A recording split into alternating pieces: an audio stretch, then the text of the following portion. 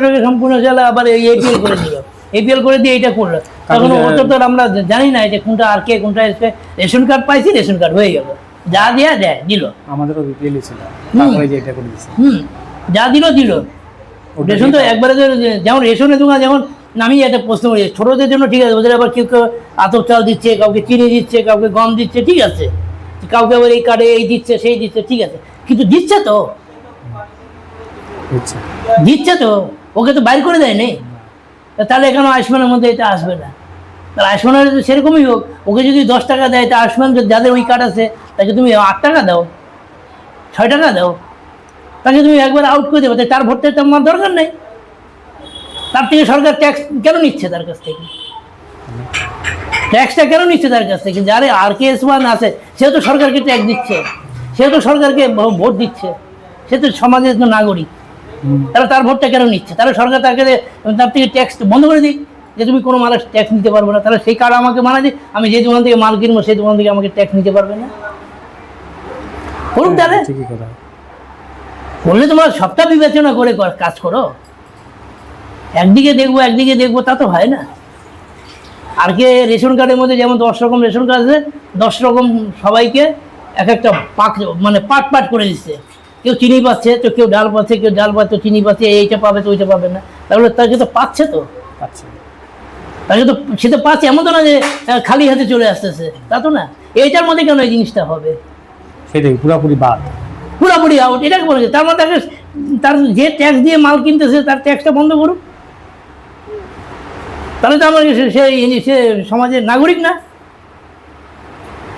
তাহলে নাগরিক থেকে সে আউট করে দিই, 1 পয়সা ট্যাক্স দিয়ে দিতে তাকে দিতে লাগবে না। সে যে জায়গায় বসবাসে সেই জায়গার যে ট্যাক্সটা নিচ্ছে তারা বন্ধ করে দিই, যে এর মধ্যে না, অনেক ইয়ে আছে, তার কাছ থেকে ট্যাক্স নেওয়া যাবে না। কেন নিচ্ছে তার কাছ থেকে? এটা কেন হবে? এটা কেন হবে? তাকে তো এখতিয়ারে তো তাকে রাখতে হবে। তাহলে ভোটের সময় তার কাছে কেন আসে ভোটটা নিতে? ভোটটা কেন নিতে আসে? ভোট মানে কি? সে তো যখন এলাকার ভোটার, যখন সে তার মানে কি, সে তো একটু নাগরিক। সে নাগরিক তার থেকে বঞ্চিত হয়ে থাকবে নাকি? এটা কোন ধরনের এ সমস্ত নিয়ম কানুন? এগুলো নিয়ম কোনোদিন হতে পারে নাকি? তারপর তাকে সে মেরে যাবে, সে মারি খেয়ে যাবে নাকি? সে কি বিচার করতে যদি চায় কোনো প্রশাসনের কাছে, তাহলে সে বিচার পাবে না? এটা কোনো কথা হইল? এভাবে কি সরকার চলে নাকি জানি না। আমার সরকার সম্বন্ধে কিভাবে চলে না সে সম্বন্ধে অতটা আমাদের আইডিয়া নেই। দিনমজুরি কাজ করে খাই, আবার অত আইডিয়া আমাদের কি আছে? কোথায় গেলে কাজ করলে 2টা পয়সা হবে, ওই চিন্তাই আমরা। আপনি ফর্ম পাই যেতেন।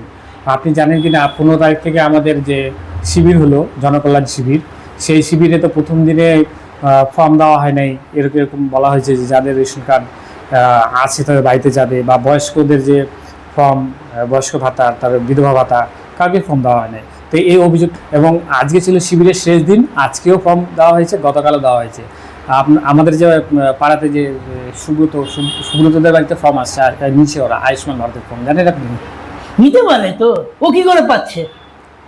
পরের দিন থেকেই ফর্ম দিচ্ছে, মানে আপনি গেছেন আগের দিন 16 তারিখ থেকে ফর্ম দেওয়া হয়েছে। আমি যে 15 তারিখে একজন অভিযোগ করছে। তো আয়ুষ্মান পারপাসে আজকে বলছে সুব্রত চক্রবর্তী তারা পাচ্ছে। ও কি করে পাচ্ছে? ও কি করে পাচ্ছে? আপনারা কোন দিকে বিচার করেন? আমি এটা পড়ার পরে আমি দেখলাম যে আজকে গেলে পরে আপনি ফর্ম পাইতেন। আজকে শিবিরের শেষ দিন ছিল, যাই ফর্ম তাহলে আবার একদিন বাড়াই দিছে না? বাড়াইছে? হ্যাঁ, একদিন বাড়াইলো তো, আজকে খবরে বললো তো একদিন বাড়াই দিছে। কালকেও আছে? কালকেও আসছে মনে হয়। কালকে তাহলে আপনি চলে যান? কালকেও আছে মনে হয়। কালকে আপনি তাহলে আর ওয়েট করবেন না, কালকে চলে যান, আয়ুষ্মানের ফর্ম নিয়ে আসতে হবে। হ্যাঁ, কালকে ওই যে যদি আবার ওই RKS1 যদি থাকে, ফর্ম তো জেরক্স করে নেওয়া যাবে না? তাও তো ঠিক। হ্যাঁ, তখন তো সুব্রতদের কি কার্ড এটা আমি তো জানি না। হ্যাঁ, তাহলে কি কার্ড আছে সেটা তো আমিও জানি না। তারা কি করে পায়? তাদের তো বাড়ি 2 তলা, কত বড় বাড়ি, 2 তলা। তারা সবাই রোজগার করে, রোদের মধ্যে যা ঘুরে সে আধা সরকার বেসরকারি কাজ করেছে। তা বয়স্ক ভাতারও ফর্ম দেওয়া হচ্ছে, আয়ুষ্মানের ফর্ম দেওয়া হচ্ছে। বয়স্ক ভাতার তো এখন ওই জায়গা পৌঁছাতে দেরি আছে। সব ফর্ম দেওয়া হচ্ছে শিবিরে আর কি বেশি কাউকে ঘোরাচ্ছে না, সব ফর্ম দেওয়া হচ্ছে। কালকে তাহলে একবার যাবো, দেখি যদি পাই যায়। না তো সুব্রত তো জেরক্স করে নিলেই তো হয়ে গেল। ফোন করে শুনে নেবেন। ওদের হাতে লেখা যদি হয়ে যায় তাহলে তো আবার পাবেন না, লেখা হয়ে গেলে তো পাবেন না। ওদের মনে জমা দিবে, আবার জমা আবার নিচ্ছে না। জমা নিচ্ছে না? জমা আশা কর্মী ছাড়া জমা নেবে না। সে ওই ইন্সপেকশন করে নিবে তো। হ্যাঁ, এই ইন্সপেকশন ও কি করে পাবে? আমার প্রশ্ন হচ্ছে সে কি করে পাবে? ওগুলো উপর মহলে ভেরিফিকেশন হবে। হ্যাঁ, উপর মহলে ভেরিফিকেশন যা আছে সেটা তো লিখে দিতে হবে ওকে।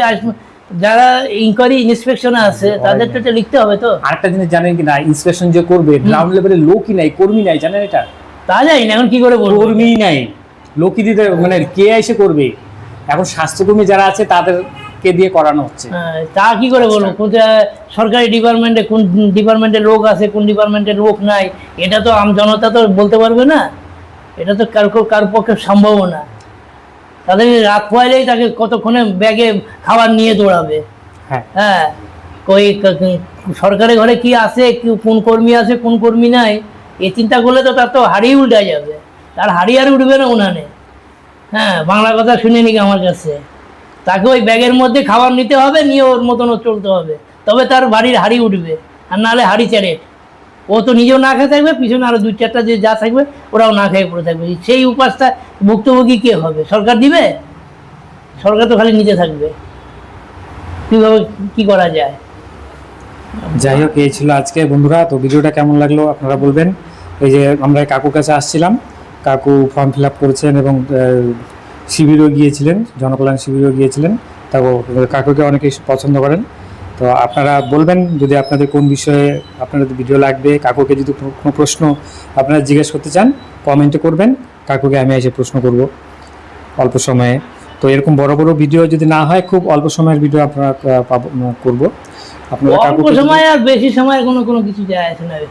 বিকালবেলা করে 2 ঘন্টা ধরে করুক না, রাত্রে 10টা 11টা অবধি করুক না, যেমন প্রশ্ন করবে আমি সেরকমই উত্তর দিয়ে দিব। আর আমি ভয় পাই না, কেন আমার পিছনে কিচ্ছু নাই, আর সব জিরো।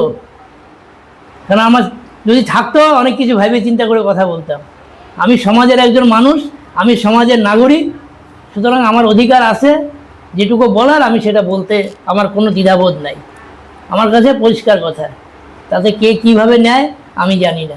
আপনাকে সবাই যারা ফেসবুক থেকে ভিডিওটা দেখে অনেকেই পছন্দ করতেছে, লাইক করতেছে, কমেন্টও করতেছে। আপনাকে তো একটা কমেন্ট করে শোনালাম, আপনার কথা ভালো লাগছে। কেন সোজা সাপটা এরকম কথা বলা অনেকেই পছন্দ করে। সেই জন্য না, কে কিভাবে নিবে, কে কি করবে সেটা কি আমার কিছু, কারণ আমার বর্তমানে কেউ নাই। যার কেউ নাই তার ভগবান আছে। বাস, তাতে অসুবিধা কি আছে? সত্য কথা বলতে কোনো আমার এক ফুটা মুখে বাঁধে না। হ্যাঁ, যদি থাকতো একটু চিন্তা ভাবনা করে কিছু বলতাম। পরিষ্কার কথা, আমার আগে বেশি কিছুই নেই, ফাঁকা একদম। আত্মীয় স্বজন তো খালি স্বার্থবাদী। হ্যাঁ, আত্মীয় স্বজন যে নাই এমন কোনো লোক বাড়িতে নাই, সবারই আছে। হ্যাঁ, কম বেশি সবারই আছে। ওনারা তো সব স্বার্থবাদী লোক, দিলেই ভালো, না দিলেই খারাপ। এটা হলো মেন জিনিসটা। এইটার ব্যাপারে আর কি বলবো, আর আমি ঠিকই আছে, চলবে, অসুবিধা কিছু নেই। ঠিক আছে কাকু, তাহলে আজকে ভিডিওটা শেষ করছি তাহলে। হ্যাঁ, ঠিক আছে বন্ধুরা, তাহলে আপনারা সাবস্ক্রাইব করবেন, লাইক করবেন। কি ধরনের ভিডিও লাগবে, কোন বিষয় নিয়ে আপনারা বলবেন, কমেন্ট করবেন। আপনাদের প্রশ্নগুলা কমেন্টের মধ্যে লিখবেন। ভালো থাকবেন সবাই। ভালো থাকবেন, সুস্থ থাকবেন। আচ্ছা, কালকে যদি ও যদি ফর্ম পায় তাহলে একটা ফর্ম আমাদেরও রেখে দেয় যেন। অসুবিধা নেই। যদি অসুবিধা হয়, আমার মোটামুটি 11টার পরে যদি হয়ে থাকে আমি রেখে দেবো। ঠিক আছে, ফর্মটা আনো, একটা ফর্ম রেখে দেবো। আচ্ছা, রেখে দিক, আমি সাথে সাথে আমি নিজে ফিল আপ করে আমি দিয়ে দিব, কোনো অসুবিধা নেই। ওর মধ্যে ফিল আপ করে আমি দেখেছি তো, ফিল আপ করা কোনো আহামরি কোনো কিচ্ছু না।